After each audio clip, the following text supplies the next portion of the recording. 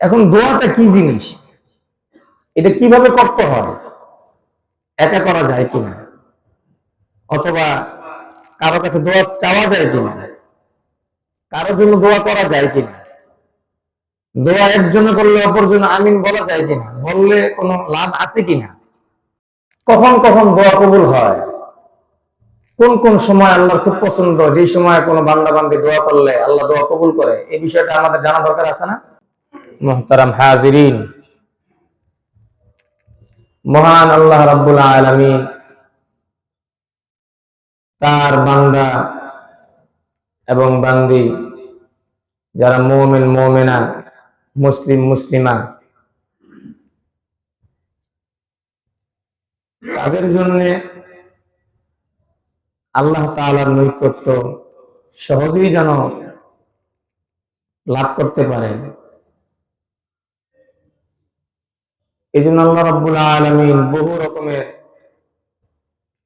Option রেখেছেন, যে অপশনগুলোর মধ্য দিয়ে দুনিয়ার জমিনে বসবাসরত মানব দানব, নারী পুরুষ, ছোট বড়, শিক্ষিত অশিক্ষিত, কালো সাদা, আলেম আওয়াম, কাফের মুশরিক, ইমানদার বেঈমান, এই সকলের ভিতরে আল্লাহ তাআলার সাথে যেন একটা কানেক্টিভিটি থাকে, এই জন্য বহু রকমের ইবাদতের ব্যবস্থা আল্লাহ তাআলা রেখেছেন। আমরা যারা মুমিন মুসলমান আছি, আমাদেরকে আল্লাহ তাআলা মূলত উদ্দেশ্য করে বেশিরভাগ কথা বলেন, যেহেতু আমরা একরকম তার পরিবারভুক্ত। সুবহানাল্লাহ। মুমিন যারা, ইমানদার যারা, তাদেরকে আল্লাহ তাআলা এইভাবে খেতাব করেন, হে আমার বিশ্বাসীরা, হে আমার কাছের লোকেরা, আমার বন্ধু মহল, এই হলো আল্লাহ তাআলার শব্দ চয়ন। সুবহানাল্লাহ। দুনিয়ার জমিনে মুমিন মুমিনাদেরকে আল্লাহ তাআলা বেশি পছন্দ করেন, কাদের তুলনায়? যারা মুমিন মুমিনা না, তাদের তুলনায়। এই জন্য অনেক ইবাদত আল্লাহ তাআলা দিয়েছেন, নামাজ দিয়েছেন, নামাজকে আরবিতে সালাত বলেন, রোজা দিয়েছেন, হজ দিয়েছেন, যাকাত দিয়েছেন। এক একটা ইবাদতের মধ্য দিয়ে আল্লাহ তাআলা নৈকট্য অর্জনের এক একটা রাস্তা।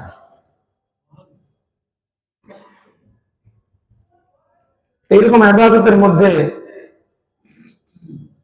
একটা ইবাদতকে আল্লাহ তাআলা, আল্লাহ রাসূল এভাবে বলছেন, পৃথিবীতে যত ইবাদত আছে সমস্ত ইবাদত হলো একটা বডির মতো, একটা দেহের মতো। আর আরেকটা ইবাদতের কথা বললেন যে এটা শুধু দেহ না, এটা হলো দেহের যে হেডকোয়ার্টার, মাথা, সেই মাথার ভিতরে যে মগজ, এই ইবাদতটাকে মগজের সাথে তুলনা করা হয়েছে। সুবহানাল্লাহ। আল্লাহ রাসূল বলেন, আদ-দুআউ মাখুল ইবাদা, দোয়াটা হলো সমস্ত ইবাদতের মগজ। সুবহানাল্লাহ।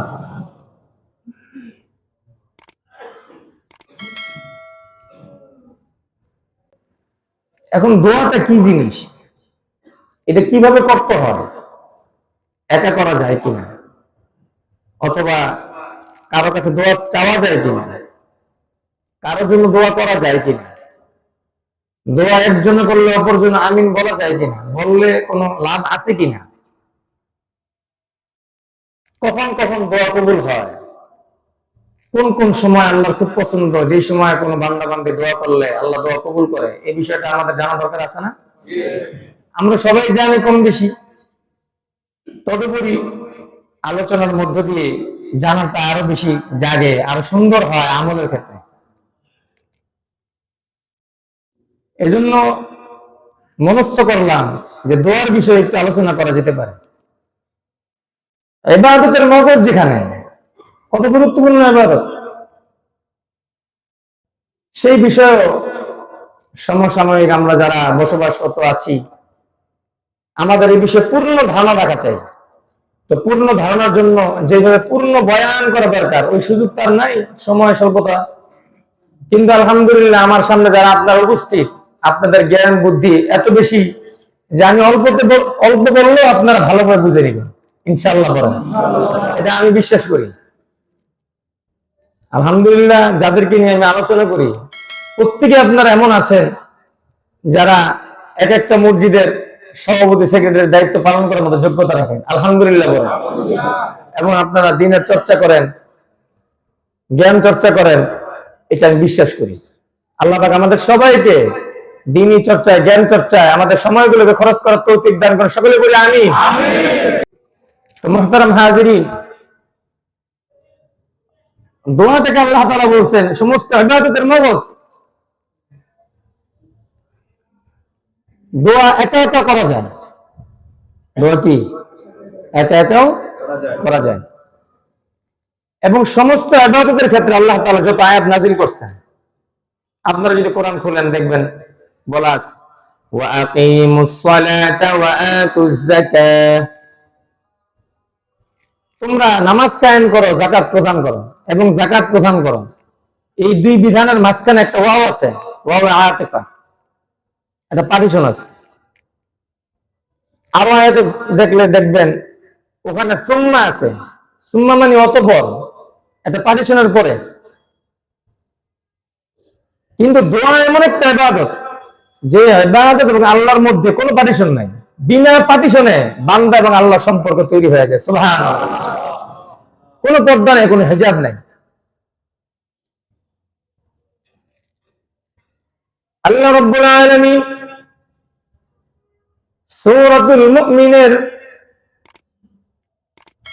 7 নম্বর আয়াতে আল্লাহ রাব্বুল আলামিন দ্ব্যর্থহীন কণ্ঠে বলেন وَقَالَ رَبُّكُمُ ادْعُونِي أَسْتَجِبْ لَكُمْ, তোমাদের রব আল্লাহ তাআলা বলেছেন উদউনি আস্তাজিব লাকুম, তোমাদের মধ্যে যারা আমার বান্দিরা রয়েছে, আমার বান্দারা রয়েছে, তোমাদের মধ্যে কেউ যদি আমি আল্লাহ রাব্বুল আলামিনের কাছে একনিষ্ঠভাবে কোনো কিছু প্রার্থনা করো, তোমার প্রার্থনা মুখ থেকে বের হইতে দেরি হবে, আমি মহান আল্লাহ রাব্বুল আলামিনের কাছে তা কবুল করতে দেরি হবে না। আস্তাজিব লাকুম বলছে এখানে, মানে আপনার মুখ থেকে বের হবে আর আল্লাহ কবুল করবে। সুবহানাল্লাহ, কত সুন্দর কথা। আল্লাহ রাব্বুল আলামিন বলেন বান্দা বান্দি যখনই দোয়া করবে, এখানে কিন্তু শুধু মুমিন মুমিনাদেরকে বলা হয় নাই, মুসলিম মুসলিমাদেরকে বলা হয় নাই।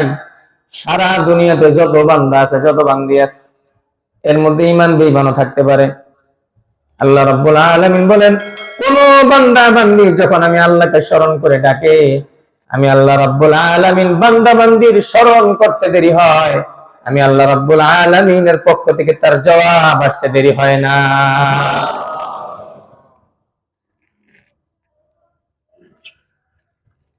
খ্রিস্টানদের মধ্যে একজন লোক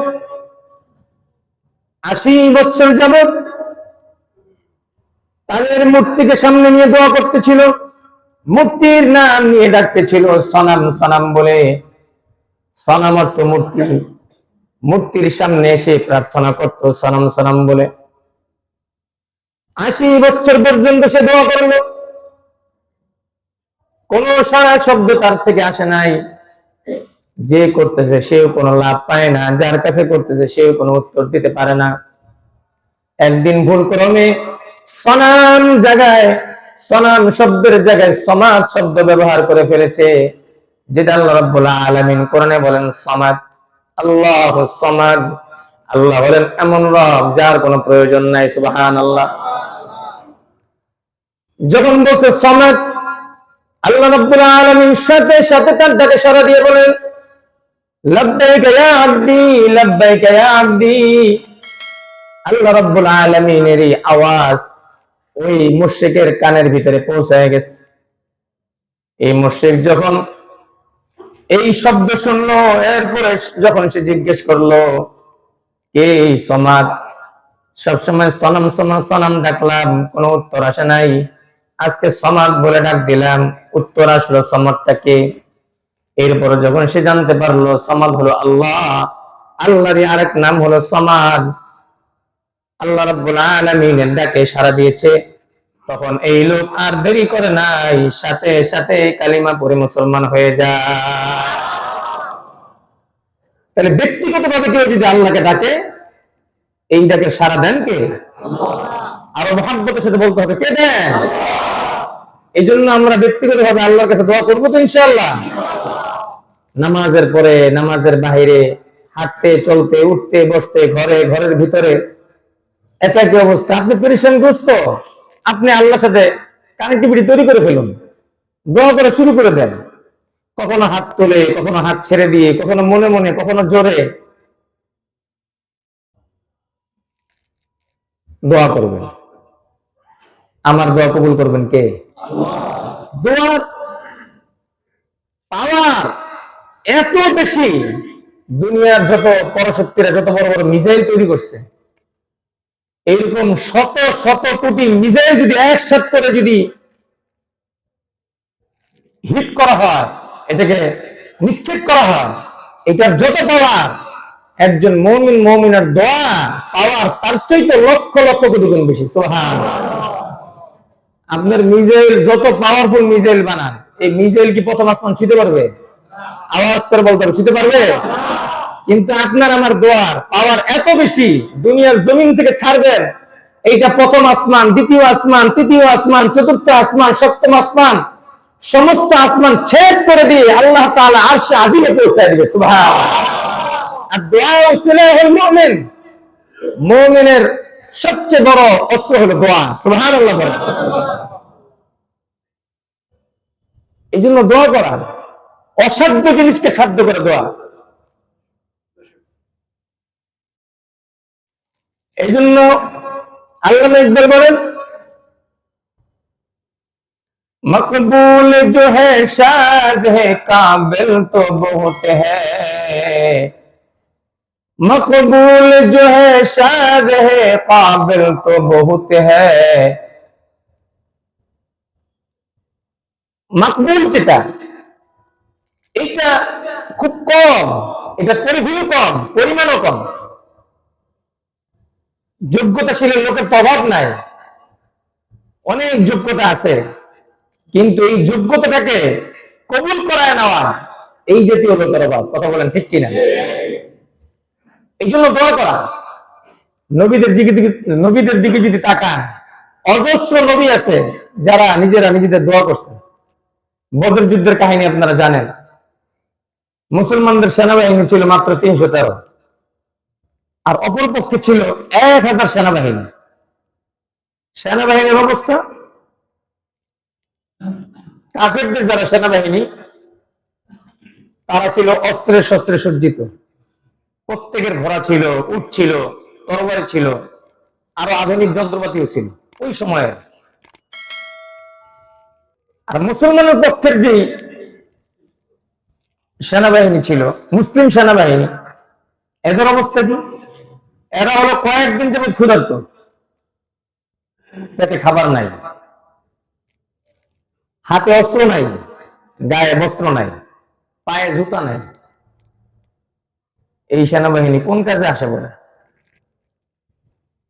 এরপরে ক্লান্ত, পরিশ্রান্ত, সকলের বুকের উপরে ক্লান্তির ছাপ, কারণ মদিনা থেকে বদর তো কম দূরে না, অনেকটাই দূর। এরপরে খাবার দাবার নাই, পানীয় নাই, কিচ্ছু নাই। আপনারা তো মনে করছেন 313 জন লড়াই করে যুদ্ধ করে জয় করে ফেলছে, না, এরকম না বিষয়টা। এর আগে কিছু ঘটনা ঘটছে।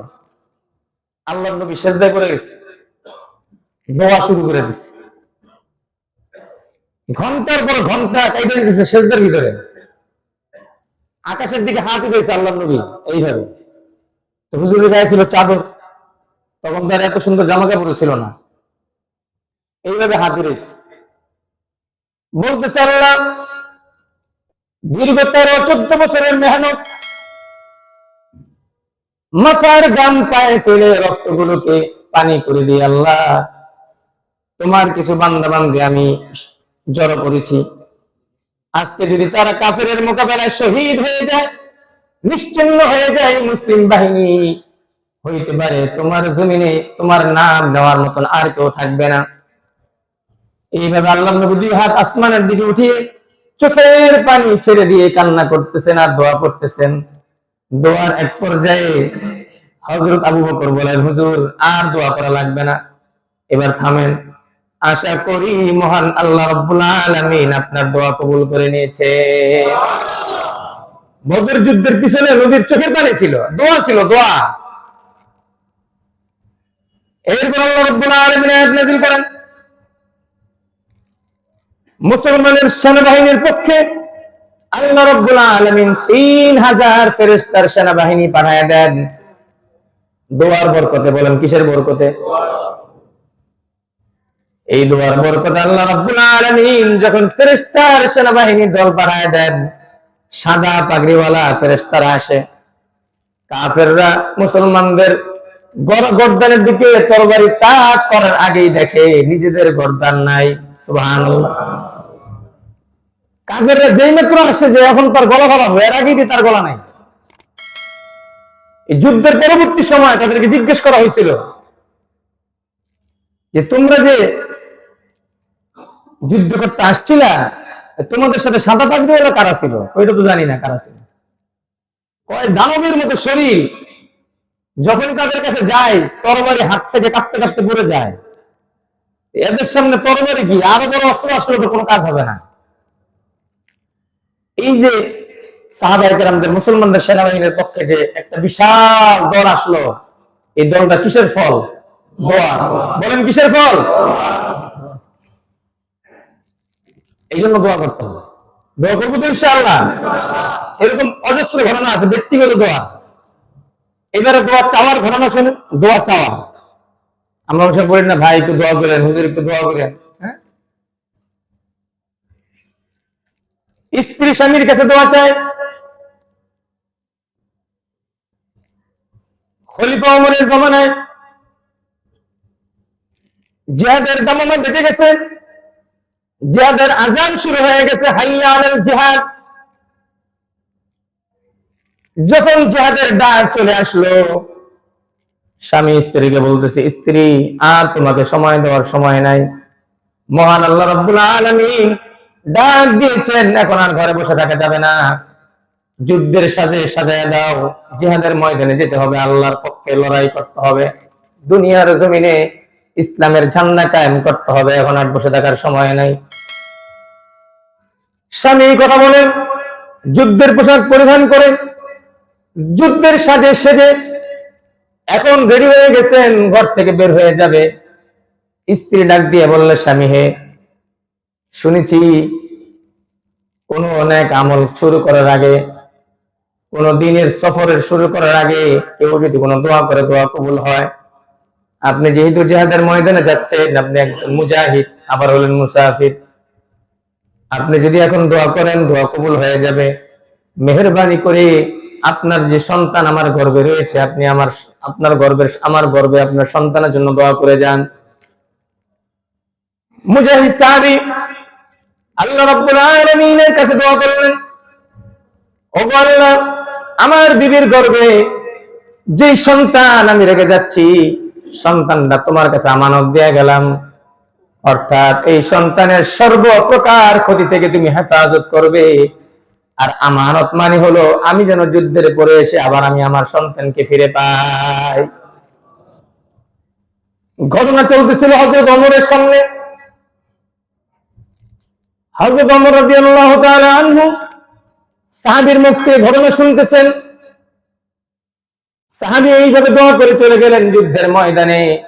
দীর্ঘ মাস যুদ্ধ করার পরে যখন মদিনা আবার ফিরে আসলেন, সংবাদ পেলেন দীর্ঘ কয়েক মাস আগে তার বিবি ইন্তেকাল করে গেছেন।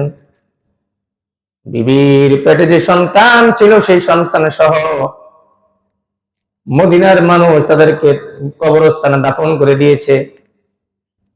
এখন সাহাবী কান্দে, আবার সবুর করেন। আবার পাড়া মহল্লা থেকে শুনে এই সাহাবীর যে বিবি, তাকে যেখানে দাফন করা হয়েছে সেই কবরস্থান থেকে রাতের বেলায় আগুন জ্বলে। এই আগুন জ্বলার কারণে কোন সাহাবী ওই কবরের পাশে যায় না। সাহাবী হতভম্ব হয়ে গেলেন, আশ্চর্যান্বিত হলেন, মনে মনে ভাবলেন আমার বিবি হলেন মুমিনা, সাদিকা, সালেহা, কানিতা, শাকিরা, আবিদা, জাহিদা মহিলা, যে কখনো আল্লাহর হুকুমের বাইরে চলে না, নামাজ ছাড়ে না, রোজা ছাড়ে না, দান সদকা ছাড়ে না। যেই মহিলার উপরে স্বামী নিজে খুশি, ওই মহিলার কবরে কিভাবে আগুন জ্বলে আমার বিশ্বাস হয় না। কিন্তু মহল্লাবাসী বলে এটা তো না বিশ্বাস করেও পারা যায় না।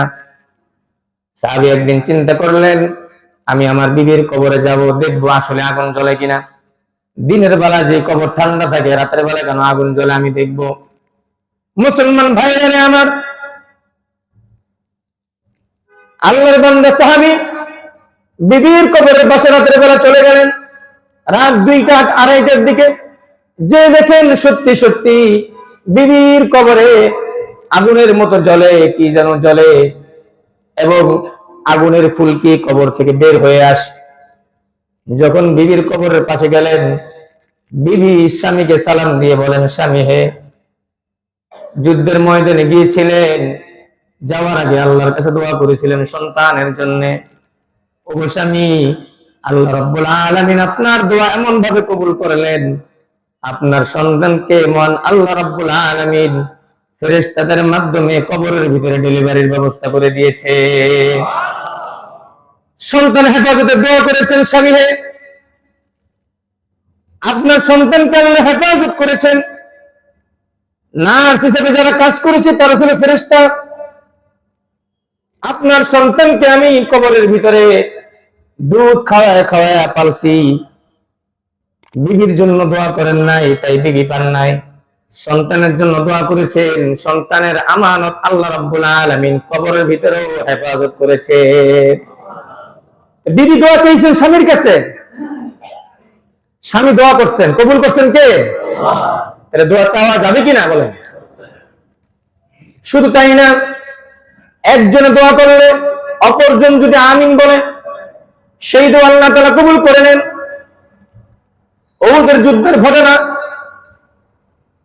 উহুদের যুদ্ধ যখন উহুদের যুদ্ধের দামামা বেজে যায়, সাহাবায়ে কেরাম সবাই একনিষ্ঠতার সাথে এখন যুদ্ধের ময়দানে ঝাঁপায় পড়বে। দুইজন সাহাবী আর হলো একে অপরের বন্ধু। একজন সাহাবী আরেকজন সাহাবীকে বলে, দোস্ত, যুদ্ধের ময়দানে যাব, আমি একটা দোয়া করব মনে মনে, যখন আমি আমিন বলবো তখন তুমি আমিন বলবে। অপর দোস্ত বলে, ঠিক আছে, আমিও একটা দোয়া করব মনে মনে, আমি যখন আমিন বলবো তুমি তখন আমিন বলবে। কয় ঠিক আছে। সাহাবী একজনের নাম হলো সাদ ইবনে আবি ওয়াক্কাস রাদিয়াল্লাহু তাআলা আনহু। মনে মনে দোয়া করলেন, এরপরে বললেন আমিন। অপর পাশে যে সাহাবী ছিল আব্দুল্লাহ ইবনে জাহাশ রাদিয়াল্লাহু তাআলা আনহু, সেও বললেন আমিন। এরপরে আব্দুল্লাহ ইবনে জাহাশ রাদিয়াল্লাহু তাআলা আনহু তিনিও মনে মনে দোয়া করলেন। যখন বললেন আমিন, অপর সাহাবী যিনি ছিলেন তিনিও বললেন আমিন। এইভাবে দোয়া শেষ।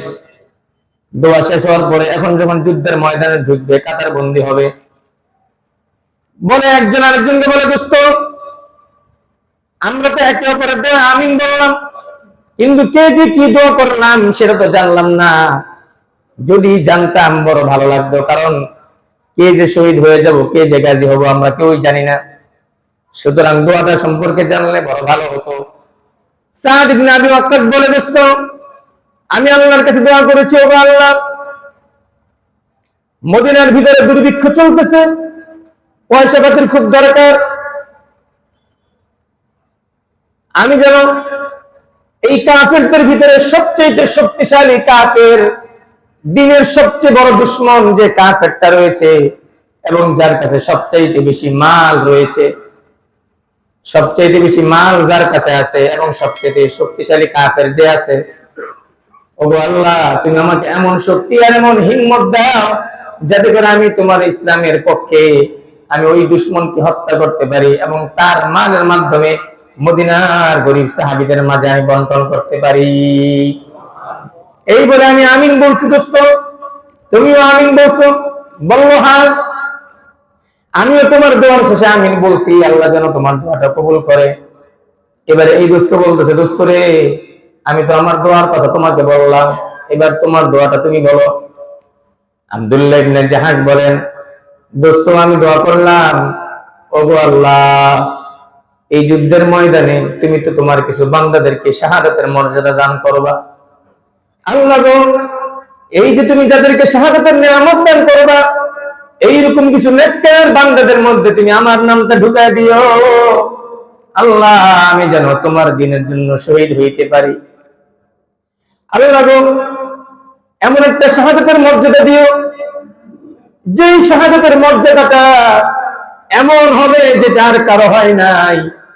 আল্লাহ, এমন একটা শাহাদাতের মর্যাদা দিবা যেন শত্রুপক্ষরা আমাকে শহীদ করে ফেলে, শহীদ করার পরে আমার পাটা যেন কেটে নেয়, আমার হাতগুলো যেন কেটে নেয়, আল্লাহ আমার নাকটাও যেন কেটে নেয়, আমার মুখটাও যেন কেটে নেয়, আমার কানটাও যেন কেটে নেয়, যেন কিয়ামতের ময়দানে যখন তোমার দরবারে সমস্ত বান্দারা উঠবে, হিসাব দেওয়ার জন্য আসবে, আল্লাহ তোমার সামনে হিসাব দেওয়ার মতন সাহস, শক্তি, হিম্মত আমার নাই।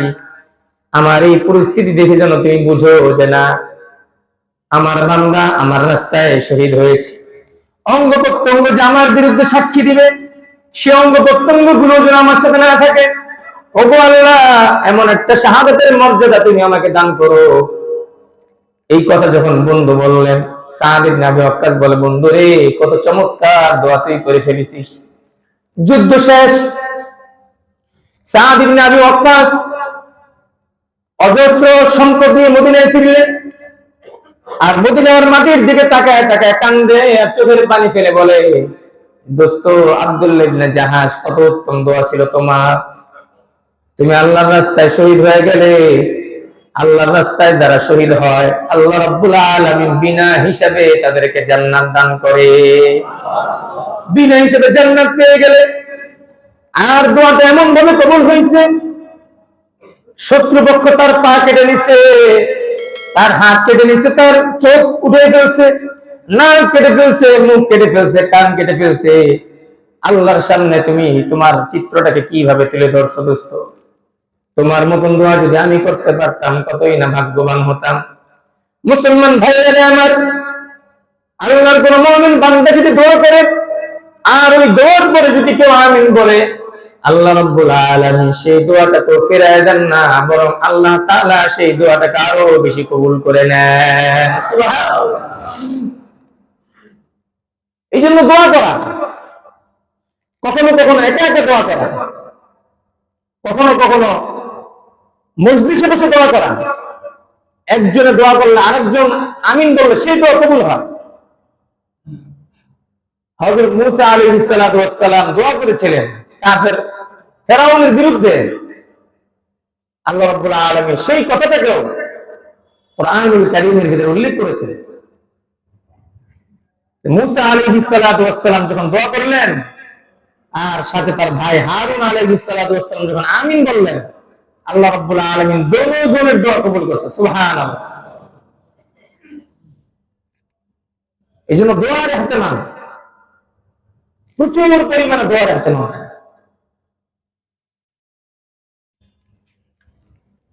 সাহাবায়ে কিরামদের ভিতরে দোয়ার ইহতিমাম ছিল অনেক। এক সাহাবী ছিল, যার নাম ছিল আনাস রাদিয়াল্লাহু তাআলা। কি আজীব দোয়া করেছেন। ওনার জমিনে দীর্ঘদিন বৃষ্টি হয় না, বৃষ্টি না হলে ফসল হয় না, ফসল হইলে মরা ধরা হয়, সেই ফসল কোনো কাজ হয় না। তো যখন বৃষ্টি হয় না, উনি জায়নামাজ বিছিয়ে, জমিনে জায়নামাজ বিছিয়ে দোয়া করলেন, যে আল্লাহ,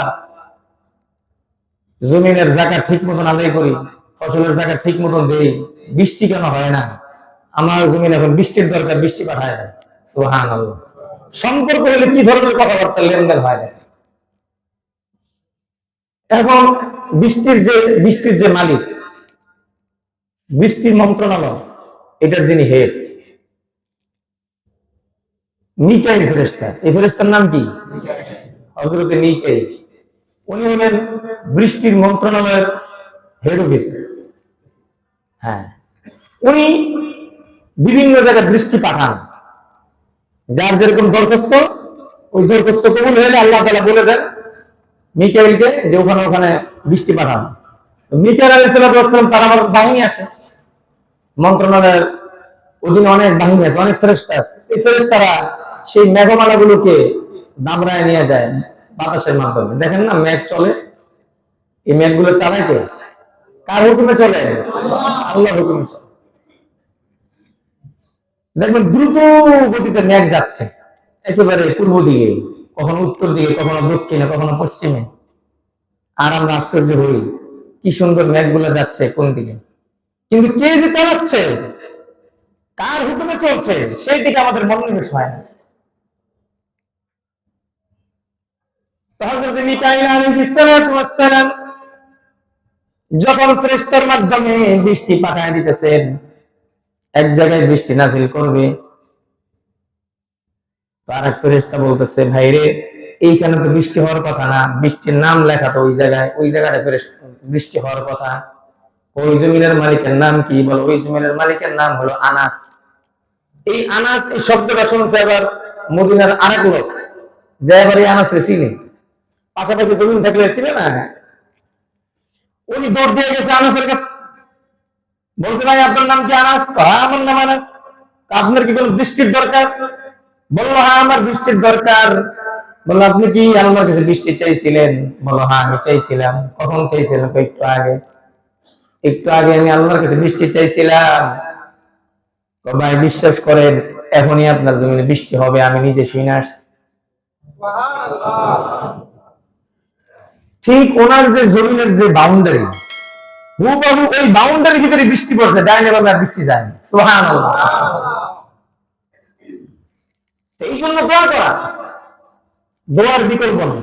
দোয়ার কিনে বলেন সবচেয়ে বেশি খুশি হন আল্লাহ তাআলা যখন মানুষ দোয়া করে। আল্লাহ একমাত্র রব, যার কাছে চাইলেই আল্লাহ তাআলা খুশি হয়। সুবহানাল্লাহ। এবং দোয়া, একজন আল্লাহর কাছে দোয়া চাওয়া।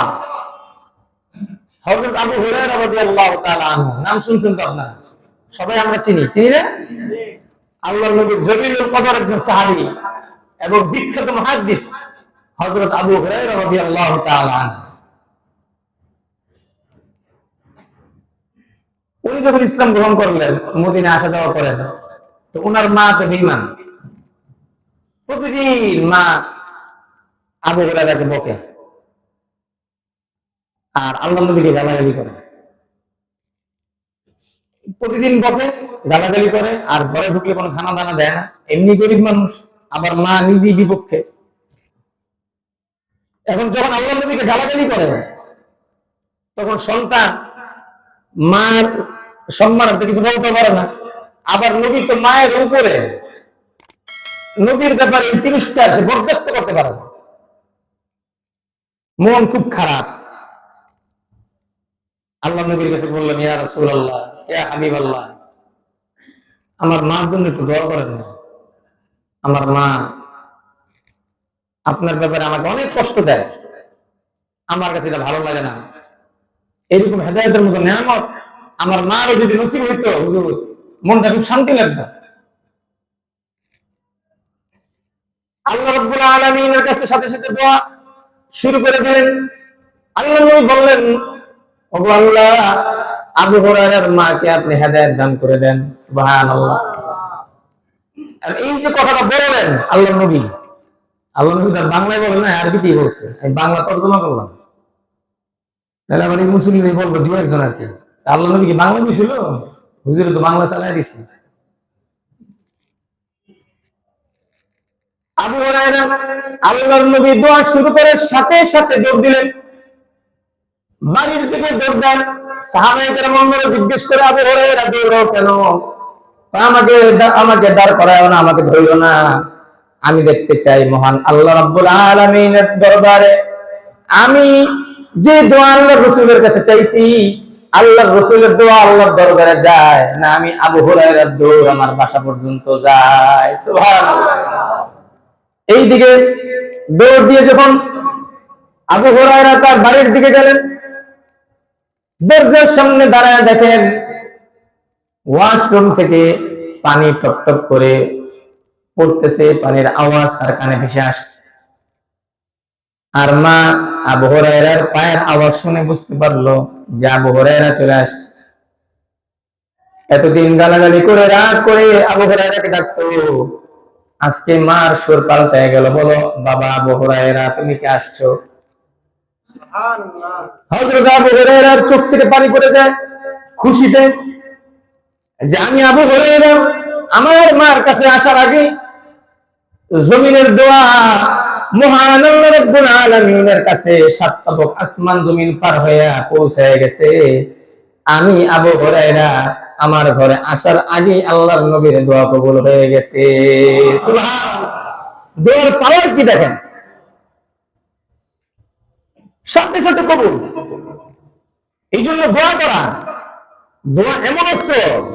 অনেক সময় দোয়া চান না যে হুজুর দোয়া করেন, অনেক সময় দোয়ার কারণে অযোগ্য লোক যোগ্যতার কাতারে যায়। অনেক অযোগ্য লোক, উনি তো মনে করেন খুব যোগ্য, এমপি হয়ে যায়, মন্ত্রী হয়ে যায়, এলাকার মাতবর হয়ে যায়, আসলে তো অযোগ্য। আসলে কি অযোগ্য? অযোগ্যকে দেখে শরম লাগে আপনাদের? এই যে ম্যাক্সিমাম যারা নেতা নেত্রী আছে এরা কি যোগ্য না অযোগ্য? আওয়াজ করে বলতে হবে, যোগ্য না অযোগ্য? এটা কি বানানো কোনো কথা? অযোগ্য লোকেরা সমাজ প্রতি হয়ে বসে আছে। এই জন্য নিরহ লোকে যারা আমরা আছি, প্রজাকার রয়েছে, আমরা ইনসাফের বিচার পাই না, আমরা ইনসাফের মধ্যে চলতে পারি না। কথা বলেন ঠিক কিনা?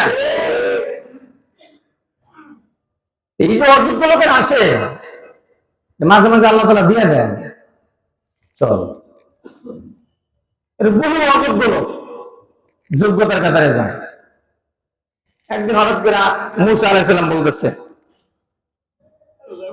মুসা আলাইহিস সালাম তো আজীব নবী ছিলেন, এমন এমন কথা বলতেন আল্লাহর সাথে যেগুলো আমরা বন্ধু বন্ধু বলি না। বলতেছেন আল্লাহ মনে বড় শখ। আল্লাহ বলেন তোমার কি শখ বলো? আল্লাহ আমার মনে শখ হলো আমি যে এত বড় নবী, জান্নাতে আমার বন্ধুটা কে হবে আমি একটু জানতে চাই। আল্লাহ তাই নাকি? হ্যাঁ। আল্লাহ মুসা রে, জান্নাতে তোমার যে বন্ধু হবে সে হলো একজন কসাই। সে একজন কি? কসাই। তো কসাইরে কি সমাজের ভিতরে উচ্চ শ্রেণীর লোক হয় নাকি? মুসা আলাইহিস সালামের মন খারাপ, আবার আশ্চর্য হয়েছে, এত এত ভালো মানুষ থাকতে, এত বড় বড় আল্লাহর ওলিরা থাকতে, আমি মুসার সাথে জান্নাতে যে থাকবে, যে আমার বন্ধু হবে, সে নাকি একজন কসাই। ও আল্লাহ, সেই কেমন কসাই তারা আমি দেখতে চাই। মুসলমান ভাইরা রে আমার, আল্লাহ রাব্বুল আলামিন কসাইয়ের সমস্ত ঠিকানা মুসা আলাইহিস সালামকে দিলেন। মুসা আলাইহিস সালাম কসাইয়ের ঠিকানা নিয়ে এবার চলে গেলেন কসাইয়ের দিকে। যা দেখি কসাই গোশত কাটে, গোশত বিক্রি করে, এইভাবে সন্ধ্যা পর্যন্ত গোশত কাটছে, বিক্রি করছে। আর কিছু গোশত সে নরম কিছু গোশত বাছাই করে তার থলির ভিতরে রাখছে।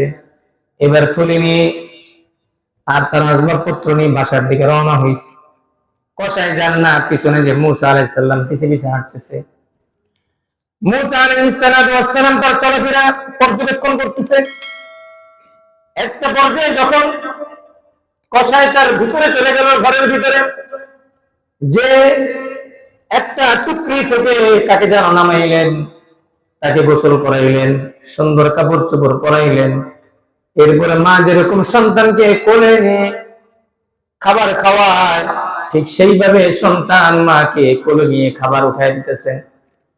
গোশতটাকে কিমা করে ভালো করে রান্না করে রুটি নরম করে মায়ের মুখে ছোট ছোট লোকমা করে দেয়, আর মায় চাবায় চাবায় খায় আর বিড় করে যেন কি বলে। একটা পর্যায়ে মা যখন পরিতৃপ্ত হয়ে যায়, মা সন্তানের কপালে চুমা দেয়, নাকে চুমা দেয়, মুখে চুমা দেয়, আর আকাশের দিকে তাকায় দুই হাত উঠে বিড় করে যেন কি বলে। মুসলমান ভাইরা রে আমার, এটা মুসা আলাইহিস সালাম দূর থেকে পর্যবেক্ষণ করতেছেন।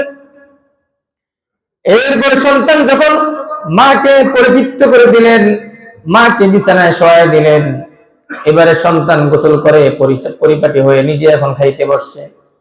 হযরত মুসা আলাইহিস সালাম সন্তানকে জিজ্ঞেস করে কসাইকে, ভাই কসাই, যেই টুকরিতে তুমি যাকে নামাইলে, যারা খাওয়াইলে, সেই মহিলাটাকে? বলল, হুজুর, সে আমার মা, দীর্ঘদিন যাবত অসুস্থ, নিজে চলতে পারে না, খাইতে পারে না, আমি আমার মাকে খানা খাওয়াই দিই, গোসল করাই দিই।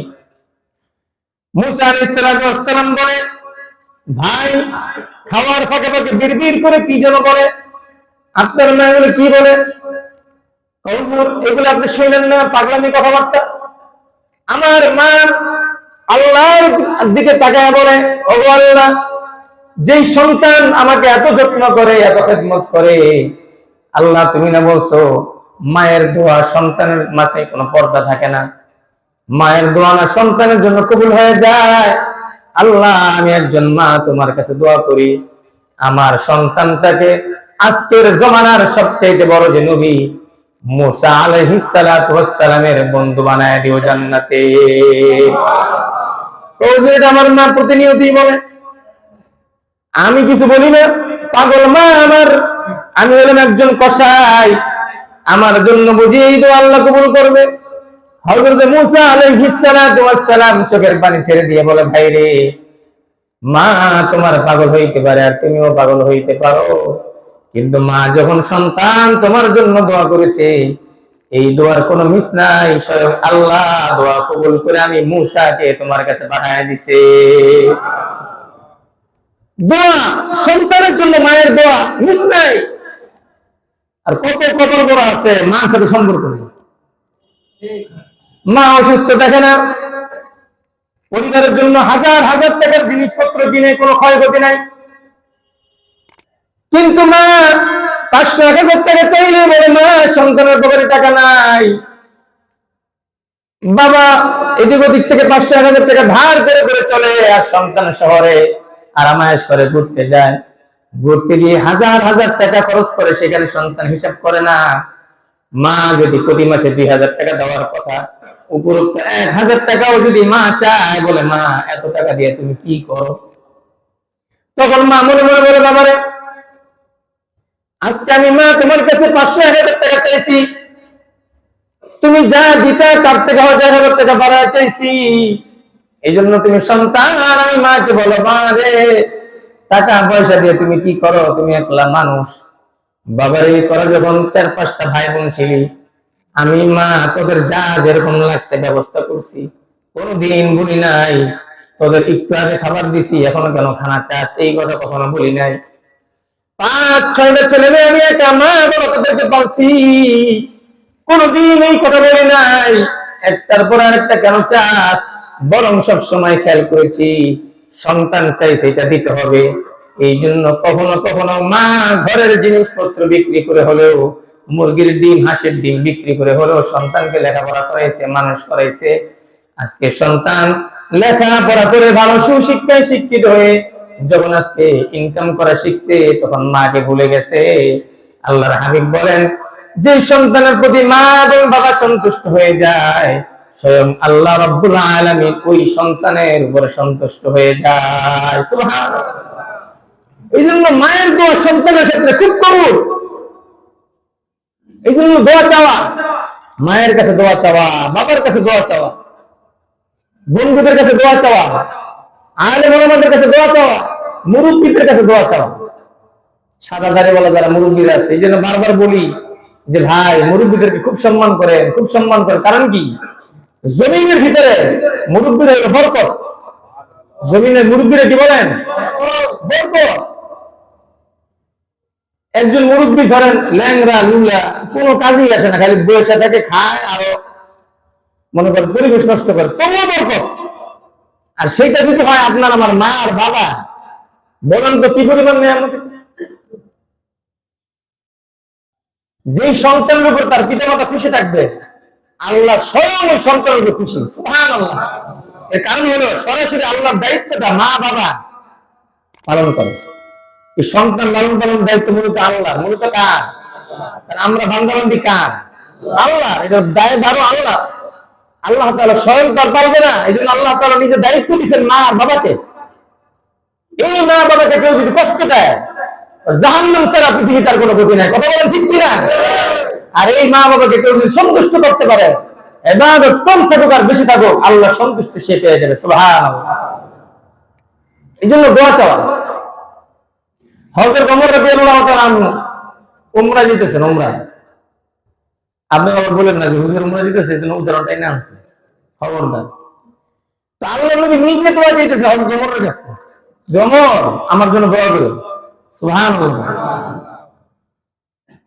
শুধু তাই না, যুলকারনাইন ওয়াইস করুনি একজন আবেদ, উনি সাহাবী ছিলেন না, তবে তাবিঈন ছিলেন, নবীর যুগের লোক।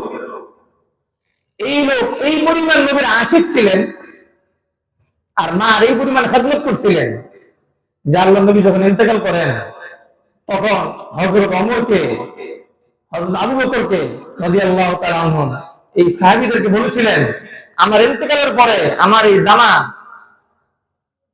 ওই ইয়ামান বা দিমাশকের একজন লোক আছে যে আমার আশিক, মায়ের খেদমত করার কারণে আসতে পারে নাই, তোমরা আমার জামাটা তাকে হাদিয়া দিবা আর তার কাছ থেকে তোমরা দোয়া চাইবা। সুবহানাল্লাহ। এই জন্য দোয়া, আর দোয়াই মুখুল ইবাদত, দোয়া হলো সমস্ত ইবাদতের মগজ। এই দোয়া করবো তো আমরা ইনশাআল্লাহ। প্রত্যেক নামাজের পরে, ফরজ নামাজের পরে দোয়া কবুল। প্রত্যেক ফরজ নামাজের পরে কি দোয়া কবুল। অনেকে সম্মিলিত মোনাজাতকে বেদাত বলে। সম্মিলিত মোনাজাত তো বেদাত না। সম্মিলিত মোনাজাত কেউ যদি করে, মনে করেন আপনাদের মধ্যে কেউ একজন দোয়া করলো, আপনি আড়ালে বসে বসে আমিন আমিন বলে। আমিন মানে কি? আমিন মানে হলো উনি যে দোয়াটা করছে আল্লাহ ওই হুবহু দোয়াটা আমি করলাম, আমি সমর্থন করলাম, আপনি দোয়াটা কবুল করেন। সুবহানাল্লাহ। তা আমাদের ক্ষেত্রে বেশিরভাগ ইমাম সাহেবরা দোয়া করেন বা বড় আলেম বড় খতিব সাহেব দোয়া করেন, সেটা বাসা বাড়িতে হোক। অনেকে বলে হুজুর বাসা বাড়িতে উদ্বোধন করেন বা বাসা বাড়িতে যে আমরা হুজুর গুনে, এটার কোনো দলিল আছে? অভাব নাই তো দলিল। হযরত জাবের রাদিয়াল্লাহু তাআলা আনহু খন্দকের যুদ্ধের সময়, খন্দক খনন করার সময় হযরত জাবের রাদিয়াল্লাহু তাআলা আনহু আল্লাহ নবীকে বলেন, হুজুর আপনার দাওয়াত আমার বাসায়। সুবহানাল্লাহ বলবেন না? মানে আপনাকে শিখিয়ে দিয়েছি কেমনে খতিব সাহেবের দাওয়াত দিবেন, এটা শিখিয়ে দিয়েছি। জাবের রাদিয়াল্লাহু তাআলা বলেন, হুজুর আপনার দাওয়াত আমার বাসায়, লগে আর 2-4 জনকে নিয়ে আন। হুজুর বলছে ঠিক আছে। তো হুজুর 2-4 জনের সাথে আরো 2-3 হাজার এসে পড়ছে, বুঝছেন না? হযরত জাবের রাদিয়াল্লাহু তাআলা ভয় পেয়ে গেছে। তার বিবিকে বলতেছে, বিবি আমি তো বলছিলাম হুজুরের 2-4 জন নিয়ে আসতেছি, হুজুরের লগে মুসল্লিরা চলাফেরা করে, একবারে খালি হাতে কেমনে বলি, 2-4 জন নিয়ে এসেন। তো বিবি বলতেছে, আপনি কি হুজুরে স্পষ্ট করে বলছেন 2-4 জনের কথা? বলে আমি স্পষ্ট করে বলছি, এইরকম কথা তো ভুল হওয়ার কথা না, আমার খানে হলো 2-3 জন, আমি 2-3 হাজার কেমনে বলি? বিবিও কেমন জাবরের বিবি, বিবি বলে তাহলে আপনি কোনো চিন্তা করেন না, দাওয়াত দেওয়ার কাম আমাদের দিছি, যিনি এত মেহমান নিয়ে আসছেন কেমনে সামাল দেবে ওনার ব্যাপার। সুবহানাল্লাহ। হাদিসের মধ্যে আসছে হযরত জাবের রাদিয়াল্লাহু তাআলা ওই 2-3 জনের আটার রুটি তৈরি করছিলেন আর একটা ছোট খাসি জবাই করে ভুনা করছিলেন। আল্লাহ নবী বলতেছেন ওই 3000 সাহাবী ছিল, খন্দকের যে খনন করছে, এখন তো খননটা নাই, আমরা খন্দকে গেছিলাম, সেটা না রাস্তা করে ফেলছে, রোড করে ফেলছে। তো খুব আফসোস লাগছে, ইসলামের এই বড় বড় এই নিশানাগুলো আরবদের উচিত ছিল বাকি রাখা। হুজুর সাল্লাল্লাহু আলাইহি ওয়াসাল্লাম এই যে 3000 সেনাবাহিনী নিয়ে গেলেন, প্রত্যেকটা সেনাবাহিনী গলা পর্যন্ত খাইছে। সুবহানাল্লাহ। জাবেরের ফ্যামিলিরা খাইছে, হুজুরও খাইছে, সবাই খায় পরিতৃপ্ত হয়ে গেছে। আল্লাহ তাআলা পরিপূর্ণ বরকত হযরত জাবেরের ঘরে আবার দান করে দিয়েছে। সুবহানাল্লাহ। এই জন্য বড় বড় ফ্যামিলির লোকেরা হুজুরকে দাওয়াত দিতে ভয় পায়, চিন্তা করছে লোকে তো আরো 7-8 জন আসে, যে না আপনি যদি কাউকে খানা খাওয়ান আর দাওয়াত দেন তো হুজুর তো খালি খাই আসবে না, আরো বরকত দিয়ে আসবে। কথা বলেন ঠিক কিনা? এইটা একটা দোয়া। এই যে বিক্ষিপ্ত কতগুলো ঘটনা বললাম, যে ব্যক্তিগত ভাবে দোয়া করলে আল্লাহ কবুল করেন, একজন দোয়া করলে আরেকজন আমিন বললে দোয়া কবুল করেন, দোয়া চাইলে দোয়া কবুল হয়, এই যে কথাগুলো কেন বললাম? যাতে করে আমাদের ভিতরে এই সুন্নত গুলো জারি হয়ে যায়, আমরা যেন নিজেরা দোয়া করতে পারি, আমরা যেন দোয়া চাইতে পারি, কেউ দোয়া চাইলে যেন তার জন্য করতে পারি, এবং তাদের জন্য যেন আমরা কোন মজলিসে যখন বড় জামাত দোয়া করবে সেখানেও যেন আমরা খুব ভক্তি শ্রদ্ধার সাথে আদবের সাথে আমরা দোয়া করতে পারি। করবো তো ভাই ইনশাআল্লাহ? এই যে মানুষের জুমার নামাজের পর দোয়া হয়, সামাজিক দোয়া, এগুলো এই সমস্ত দোয়ায় স্বতঃস্ফূর্তভাবে অংশগ্রহণ করা, এটা সামাজিক দায়িত্ব, সামাজিক সুন্নাহ এটা। এই যে নামাজের পর দাঁড়ায় যান, একজনের সুন্নাত হয় না, আপনি আসেন আমার সামনে, আমি বলে দিই, যারা এই যে মাইকে দোয়া হয়, এমনি নামাজ পড়লে তো নামাজে মন থাকে না, কথা বলেন ঠিক কিনা? এই কথাটা কি ভুল বললাম? আপনার যে একা একা নামাজ পড়েন, সবার মন কি 100% নামাজে থাকে? এর মধ্যে যদি হইচই হয় তখন কি আরো থাকে? যেখানে মাইকে দোয়া হচ্ছে সেখানে আপনি একা একা নামাজ পড়েন, আপনি এক নম্বর বুঝাইতেছেন যে আপনি সামাজিক লোক না। এক নম্বর কি বুঝাইতেছেন? মানে সমাজের লোক একদিকে, আপনি আরেক দিকে। বলেন এটা কি সুন্দর হইলো? কি বুঝাইতে চাইতেছেন? আপনি অনেক বড় আল্লাহ ওয়ালা বুজুর্গ, আপনি 2-4 মিনিট বসে দেখেন, এই সমাজকে একটা শ্রদ্ধা জানান, একটা অভিনন্দন জানান, জানি নামাজটা 2 মিনিট পরে পড়লাম। কথা বলেন ঠিক কিনা? এটা শুধু এই জায়গার কথা বলি না, সব জায়গার কথা বলি। যখন একটা মজলিসে দেখবেন অজস্র মানুষ একটা আমল করতেছে, ওখানে আপনি শ্রদ্ধা জানান, এটা সমাজের সুন্নাহ, এই শিক্ষা মহান আল্লাহ রাসূল আমাদেরকে শিখাইছে। সুবহানাল্লাহ বলেন। এই জন্য আমরা এগুলো খেয়াল করব। বয়ান চলতেছে, দেখা গেছে 2 জন দাঁড়ায় গেছে, সুন্নাত পড়তেছে, আপনার সুন্নাত হয়? একটা যে সব আপনি পাইবেন না। আপনি যেই যেই এলেমটা যাই না, আপনি সুন্নতে দাঁড়াইছেন, এরকম 4 গুণ এলেম খতিব সব জানে, জানার পরে এখানে বসে বয়ান করতেছে। কথা বলেন ঠিক কিনা? এই জন্য আপনার উচিত আলেমকে জিজ্ঞেস করা যে হুজুর আপনি বয়ান করেন, আমি সুন্নতে দাঁড়াই, আসলে কোনটা কি করবো? তাহলে হুজুর হাদিস কোরআন দিয়ে আপনাকে বুঝাই দিবে। যদি আপনি দেখেন কথাটা সঠিক, আমরা মানবো। পারবো না ভাই ইনশাআল্লাহ? আল্লাহ পাক আমাদের সবাইকে দোয়ার মাধ্যমে আল্লাহ তাআলার নৈকট্য অর্জন করার তৌফিক দান করেন। ওয়া আখিরু দাওয়ানা আলহামদুলিল্লাহি রাব্বিল আলামিন।